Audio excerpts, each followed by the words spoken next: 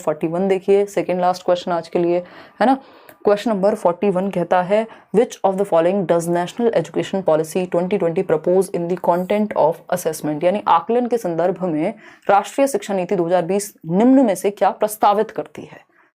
बताइए जरा। अब तो आप सोते सोते भी एनईपी का क्वेश्चन अगर गलत कर रहे हैं तो फिर या तो मेरी तरफ कुछ गलती रही है या आपने अपने एंड पे थोड़ी सी भी मेहनत करने की कोशिश नहीं की है, क्योंकि अब गलती नहीं होनी चाहिए। बी होगा। अब बता तो दो, हिस्ट्री के कम से कम पेडागोजी ही करा दो। मुश्किल है इंटरेस्टिंग फैक्ट्स अभी, बाकी लेट्स सी अगर हो पाया तो मैं कोई वादा नहीं करूंगी आपसे इस चीज पे। देखिएगा फटाफट से, मे बी नेक्स्ट टाइम से।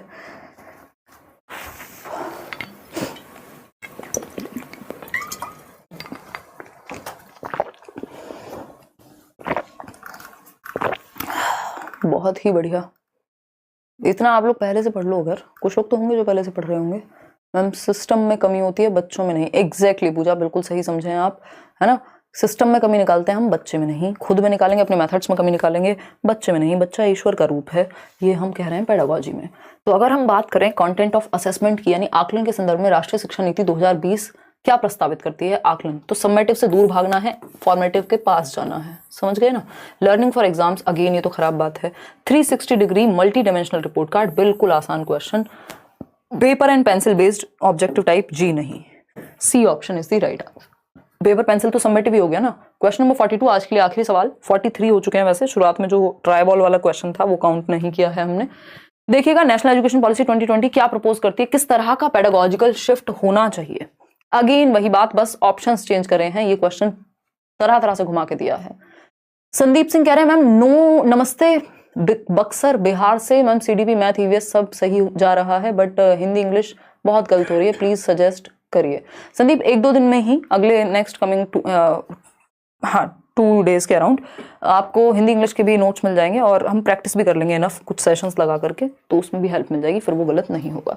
इसमें 30% लोग बस 2 आपको फिल इन द ब्लैंक दे दे और आप डर जाते हैं, गलत कर देते हैं आंसर, लास्ट में जाते जाते ऐसी बात कर दी आपने है।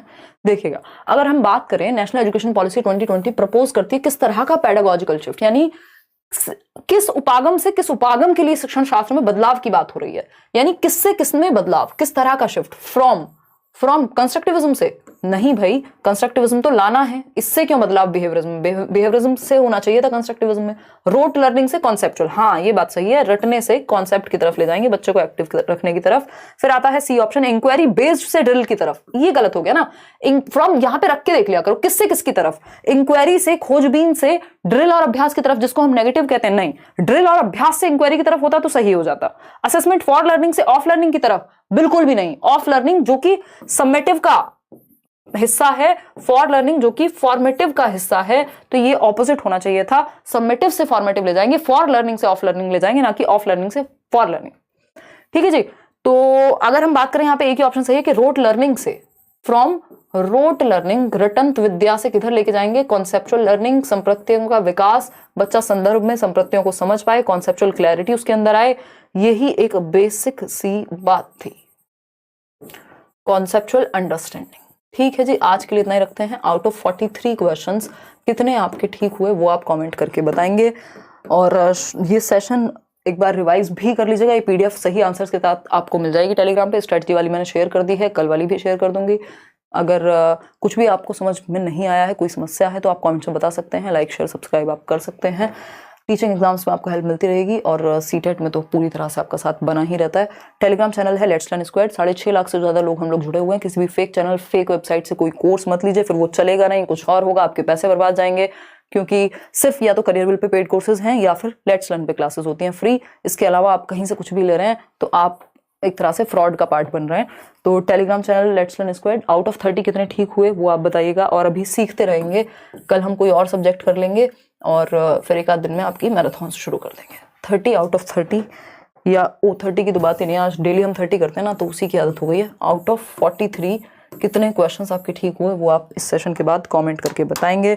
और अपना फीडबैक भी बताएंगे। हम लोगों को हो गए हैं जुड़े हुए लगभग 1.5 से पौने 2 घंटा। आप लोगों ने बहुत अच्छा साथ दिया इतनी रात को भी। थोड़ा सा आज हम लेट हो गए थे, कल से अगेन 9 बजे अपना शुरू करेंगे। Take care, bye bye. 42, 40, 39, 38 बोलिए। एक बच्चे ने इक्वालिटी एंड इक्विटी का डिफरेंस पूछा। अच्छा ठीक है, मेरे घर में नेटवर्क नहीं रहता है, पर मुझे आपकी क्लास करने में बहुत बड़ी आरती। आप दुनिया भर की क्लासेस इंटरनेट पे और वीडियोस इतनी सारी अवेलेबल हैं, फिर भी आप लोग नेट बचा के रख पाते हैं और छत पे जाके देख रहे हैं कई लोग। इक्विटी और इक्वालिटी की बात हो रही है, किसी और दिन करेंगे जब हम मैराथन सेशन करेंगे। वैसे मैं थोड़ा सा बता देती हूँ। इक्वालिटी है कि आप बराबर की अपॉर्चुनिटीज दे रहे हैं किसी भी चीज के लिए, किन्हीं भी दो व्यक्तियों को। और इक्विटी है कि हम व्यक्ति की नीड को समझते हुए उसको ज्यादा महत्व दे रहे हैं। तो ये इक्विटी यानी समता बेस्ड है, इक्वालिटी है समानता। समता बेस्ड है। जितने भी रिजर्वेशन की हम बात करते हैं, ईडब्ल्यूएस सेक्शन को जो हम रिजर्वेशन दे रहे हैं अभी, वो क्यों दे रहे हैं? इक्विटी की बात है कि सामने वाले की ये नीड है।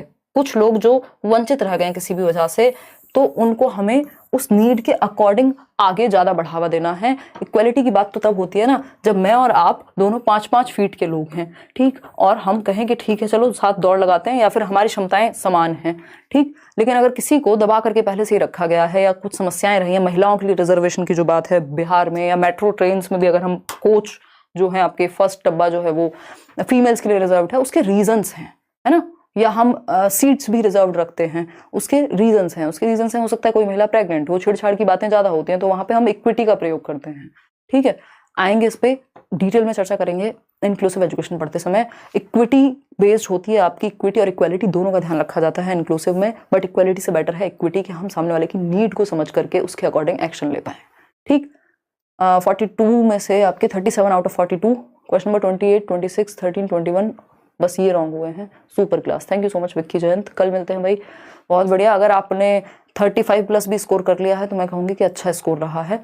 और कल मिलेंगे। गुड नाइट, 9 बजे।